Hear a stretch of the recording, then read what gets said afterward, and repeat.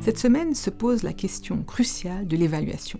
Tout projet qui ne va pas jusqu'au bout d'une évaluation, quelque part, a une dimension pas tout à fait finie, pas tout à fait complète. Et les élèves, les apprenants aiment bien, au final, qu'on mette en valeur leur travail. Traditionnellement, dans la classe, l'évaluation est de type diagnostique, formative ou sommative. Et elle aboutit en général par une sanction qui s'appelle la note.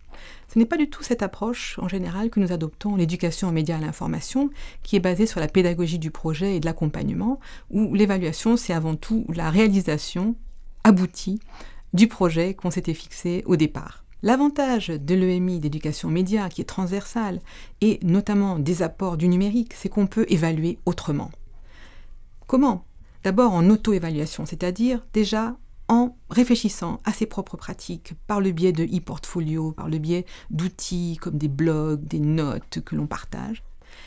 L'autre avantage, c'est qu'on peut aussi être évalué par les autres, soit de manière individuelle, soit en groupe, qui est quand même ce qui est le plus encouragé, mais qui est très difficile à faire parce qu'il faut évaluer les autres, les critiquer sans les détruire, au contraire en les construisant. Lorsque vous allez vous emparer d'un projet d'éducation aux médias, il faut réfléchir très tôt à ce type d'évaluation que vous attendez et qu'il faut encourager.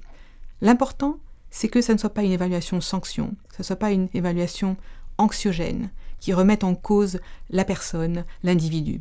Et donc, quand on évalue, il faut aussi savoir faire des recommandations constructives, positives, pour faire avancer un projet, pour le faire s'améliorer et pour qu'il puisse continuer à accompagner la personne tout au long de sa vie.